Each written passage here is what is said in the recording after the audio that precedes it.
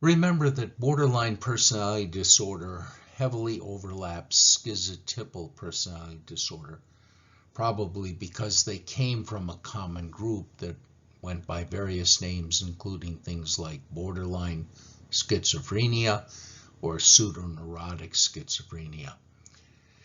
Borderline personality disorder is characterized by unstable and intense relationships. Otto Kernberg used the term stable instability. Now, these relationships and their instability are driven primarily by a process called splitting. Individuals with borderline personality disorder tend to see the world in black or white. They tend to see individuals as either good or bad. And once they move from good to bad, they can't move back. I had the opportunity many years ago to hear one of the world-renowned experts on borderline personality disorder, someone from a psychodynamic perspective, introduce his talk this way. He said, if you have a client who comes in and halfway through the initial session, the client breaks in and says, "Oh God, finally." And you ask what's going on. They say, "I have seen so many therapists and none of them understood me. None of them had a clue. But you understand me. You can help. I know you can help." He says, when you see that, you know two things. The first is that they will probably qualify for a diagnosis of borderline personality disorder. And the second is that likely a year from now, they will be sitting in another therapist's office and saying exactly the same thing to that therapist. Because you will be a great therapist only until you make your first mistake because of the splitting. Now, these individuals, because of that, often go through intense relationships where they are madly in love or infatuated with an individual. And not just sexual relationships, all of their relationships. And then they break off. Sometimes the individual with borderline personality breaks it off, but often they create a situation in which the other person can't take it anymore and that person breaks off. What's particularly interesting is when someone else breaks off the relationship, and if you watch the behavior, you feel like the individual is prodding them to do that. The person with borderline personality disorder often feels an intense fear of abandonment and dramatic acting out behavior. Frankly, many therapists prefer not to work with individuals with this diagnosis. They often describe them as very difficult clients. And in fact, they are difficult. They challenge the therapist a lot. They often are suicidal. They often are very dramatic in therapy, and their entire lives are fairly dramatic. It represents, this diagnosis, about 2% of the general population, and they're overrepresented, as most personality disorders are, in a clinical setting. But what's particularly interesting is this is the only personality disorder that is heavily represented in an inpatient clinical setting. That is, they're hospitalized. Often they're hospitalized because they're suicidal. That's very common in this group. Sometimes they're hospitalized because they have brief psychotic episodes, not schizophrenia, but psychotic episodes that last a matter of days or weeks or maybe a month or two, but very brief, unlike schizophrenia. Heavy lap with schizotypal personality disorder, as we've already talked about, and also with antisocial and avoidant personality disorder. There seems to be a clear genetic diathesis with borderline features, and that diathesis may very well overlap the diathesis associated with schizophrenia. There also is a known stressor, and And that is that these individuals often have experienced childhood abuse of one sort or another. Now, this is a particularly interesting issue. First of all, we know the abuse exists. There's often external evidence of the abuse, and people have looked at that. The abuse may very well be because the parents who gave the genes to their children also provided the environment. Think of splitting and imagine being a parent. Your child's perfect until your child's not. And there are no children who are perfect. And so what happens is this massive rejection that can lead to the child abuse. Probably makes borderline features much more dramatic. Histrionic personality disorder is also found in cluster B. Again, we have an excessive emotionality and an attention-seeking behavior that is almost a caricature. At a party, for example, instead of saying hi when you come in, they'll say, "Hi, it's so great to see you." But often you see them looking over your shoulder, waiting for the next person to come in, who they will give that same response. As a result, many people tend to shy away. They feel that individuals with a histrionic personality tend to be shallow, and often they don't have many deep relationships, which means that they don't get a lot of social support, and yet they appear to need a lot of social support. So by having few close relationships and this way of interacting, they push away the very people that they need so badly. And once those people start tuning them out, they simply become more dramatic and therefore more of a caricature. And as a result, people tune them out even more. Like many of the disorders, this represents 2 to 3% of the general population. It's much more highly represented in clinical populations. Again, therapists tend not to tune out clients, even histrionic clients, and will listen to them. And often these people do need that kind of social support. A lot of overlap with borderline and antisocial. Remember, the theme here is everything seems to overlap with lots of other things. This was the group that Freud started studying. These were the people that showed conversion symptoms, conversion disorders. So it wasn't just that the symptoms seemed to be as psychological trauma converted into physical symptoms, but it only happened in people with certain personality styles. Now, I want to talk a little bit about gender bias, but I need to describe what I mean by bias. We know that there are disorders that are much more common in men than women. Antisocial personality disorder, 3 times more common in men than women. Depression, twice as common in women than men. These are not biases. There's nothing that says that we should have the same number of males and females for a particular disorder. A bias occurs when you make a diagnosis that is inaccurate because you are taking into account things that are irrelevant to the diagnosis. So, women tend to be more emotional, which is similar to histrionics, although histrionics would be considered to be a much more dramatic level of emotionality. Consequently, women tend to be overdiagnosed and men underdiagnosed in this particular disorder.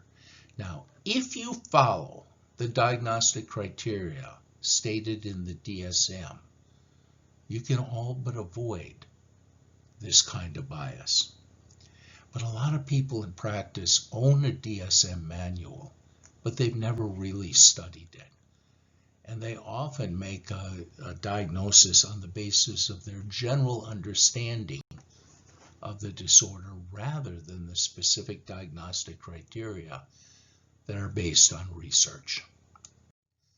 The final disorder in cluster B is narcissistic personality disorder. And again, you don't need to look at the slide to guess what's going to be the characteristics. These people often have a very high opinion of themselves. In fact, their opinion is often grandiose and completely lacking in grounding. They feel they're special, but often there is no evidence that they actually are special. They see themselves as more attractive, more interesting, and everyone will want to be around them. And they also feel that because they are so special, they should be treated as such. And frankly, they're often obnoxious. They go to a restaurant that's very popular and there's a long waiting list for people to be seated. They often expect to be seated in front of everyone else because of who they are. And they will often insist on it, even while everyone sitting waiting their turn is rolling their eyes. And they're oblivious to that. They don't realize how they come across. They'll also exploit others, again, because they feel that they're special and they should have that right. Now, they're relatively uncommon in the general population, maybe 1 in 100. In clinical populations, the numbers here are particularly interesting. These are real numbers from 2 different studies. One study found that 2% of a clinical population, about double what the baseline is in the general population. And another study found 16%. Now that's a huge difference. Usually it'll be 10 to 12% or something like that. Why this 8-fold difference? Well, it comes from how the sample was selected. And it'll give us some insight into what someone with narcissistic personality disorder is like. Narcissists often will demand special treatment. And quite frankly, that pisses a lot of people off. And every now and then there'll be someone who's particularly effective at telling them off and doing it in a way that really hurts them, that penetrates their narcissism. And the narcissist is overwhelmed by that and often seeks treatment because, well, they've been assaulted emotionally. But they don't stay in treatment. The reason they don't stay in treatment is they believe that they're special, and that means if they need treatment, they should see the very best therapist, not just a therapist, any old therapist who's available. So they very quickly decide that they're much better than their therapist and that this therapist can't do anything for them. And the narcissistic defenses often come back very quickly after an assault like that. So it's very rare for them to stay in therapy for any length of time. So the 16% refers to people who were diagnosed during the first session. The 2% refers to the number of people that are in therapy looking at a general therapy group, because people with narcissistic personality disorder will go to therapy but not stay. They have very high rates in the first session, but not if you look at a population of people in therapy. A lot of overlap with narcissistic personality disorder, mostly in cluster B. And as I mentioned, these individuals come into treatment a fair amount, but they almost never stay. The defenses, and it takes a lot of defenses, because quite frankly, if you are a narcissist and you behave the way I've described, you are going to have a lot of people attacking you. People don't like to be treated that way. And it takes a lot of defenses to not take that personally. Cluster C is the avoidant or fearful personality disorders. We've got 3 in that cluster. We'll talk about each in turn. Avoidant personality disorder is characterized by a pervasive shyness, social inhibition, and lack of social relationships. Now, the lack of social relationships overlaps schizoid personality disorder. So the primary diagnostic criteria is shared by them, but the reason for it is dramatically different. In schizoid personality disorder, the people do not have social relationships because they don't want them. And in avoidant personality disorder, people do not have social relationships because they're terrified of them. They are incredibly anxious. And that anxiety is why they avoid the social situations. They also expect to be negatively evaluated, and often they are negatively evaluated because that excessive shyness prevents them from being able to do things that are normally expected of people. Not surprisingly, they have low self-esteem, very little in the way of social skills, so it's very difficult for them to be able to meet new people. Also, and this is very important, this is the only personality disorder that is ego-dystonic. All of the others are ego-syntonic. They don't feel like symptoms. Even things like psychopaths, antisocial personality disorder, they just feel like that's who they are. They have no problem with it. They don't want treatment for it. Now, the fact that this is ego-dystonic have led some people to argue that this really doesn't belong as a personality disorder, especially given that there is another disorder, okay, on axis 1 that has basically the same symptoms. Social phobia generalized. Consequently, there's almost no research done on avoidant personality disorder, and when people are interested in that pattern of behavior, they tend to use the diagnostic criteria for a generalized social phobia. So why would we have this disorder, given that it doesn't seem to fit in many respects? Well, partly we have it because of the influence of Ted Milan, who was one of the major researchers on both personality and personality disorders. And in Ted Milan's theory, several disorders were considered to be combinations of characteristics. In fact, 8 of the 10 personality disorders fit into that particular model, including this one. There was no avoidant personality disorder, but Ted Milan thought that there should be because of his model, and Milan, frankly, was pretty influential. I personally think that this should not be in the personality disorders diagnosis. The fact that it's ego-dystonic is a powerful thing suggesting that this is different from the other personality disorders. It affects about 1% of the population, a larger percentage in clinical samples, again, because therapists tend to be very easy to talk to, and these individuals have social needs, but they're avoiding them because of their high levels of anxiety.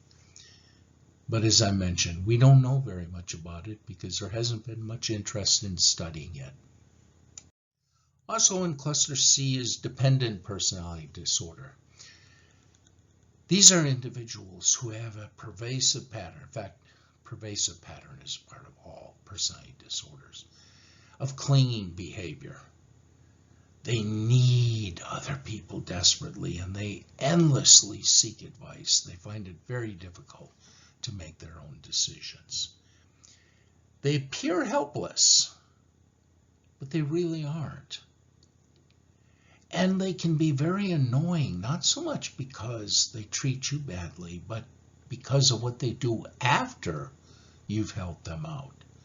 It's not at all uncommon for a dependent personality disorder individual to talk with you. Well, what should I do in this situation? And you patiently help them decide on a course of action. And then minutes later, you may see them asking someone else the same question, as if they had never talked with you. It's because their need for this support is endless. And no matter how much you try to help them out, it's just never enough. They just need more and more support. I want to point something out. We have a dependent personality disorder, but we do not have an independent personality disorder. Now, at some level, antisocial personality disorder is kind of an independent personality disorder because these people have little need for other people, which is part of the reason why they pretty much will lie, cheat, and steal because, well, there's not much loss to them if the person writes them off. But it's important to realize that it's our culture that partly defines dependency as pathological, and independence is not being pathological. Our culture features a focus on independence and individual rights, and that partly reflects the people who came to the United States, mostly from other countries. People left because they didn't want to be told what to do. They wanted to be independent. We see that also in Canada, and we see it in Australia because the same immigrant population migrated to all of those areas.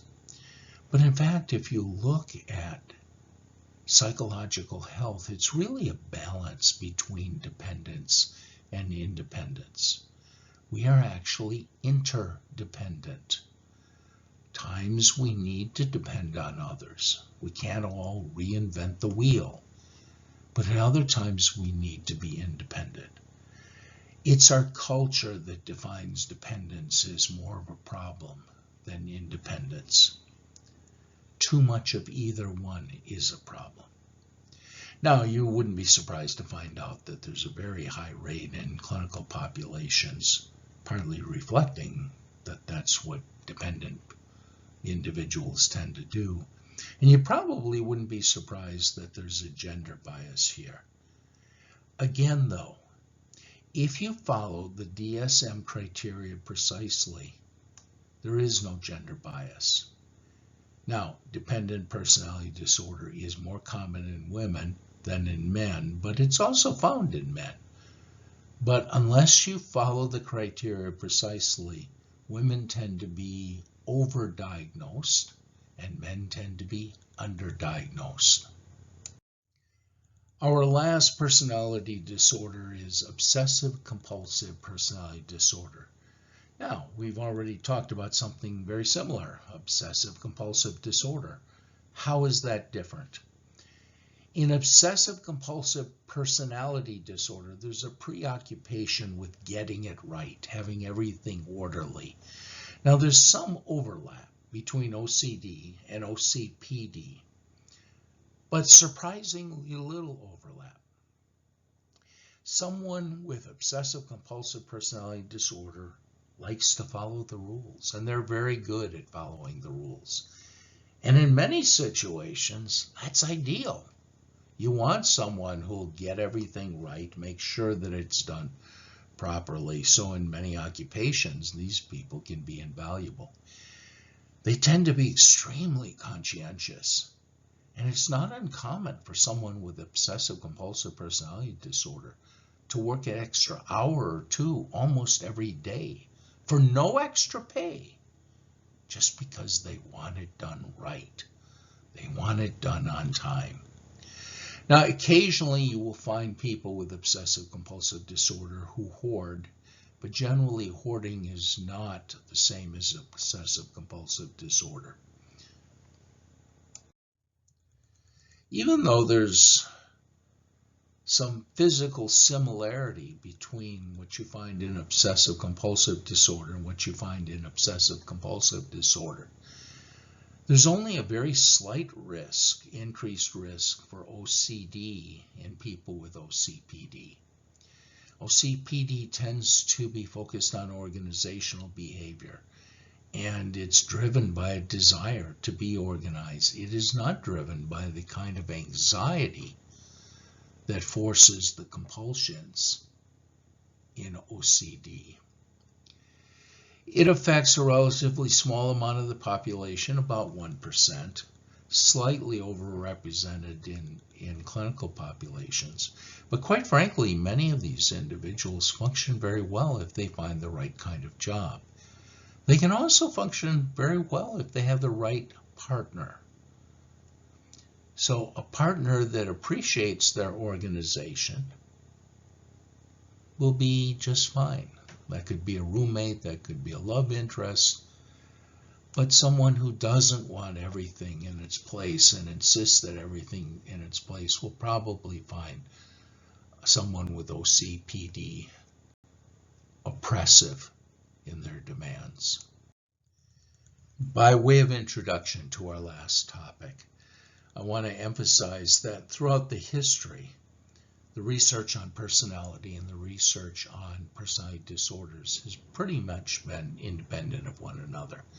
Only recently has the research on personality influenced the personality disorders, and primarily in what is a new element called Section 3. I'll talk about that in just a minute.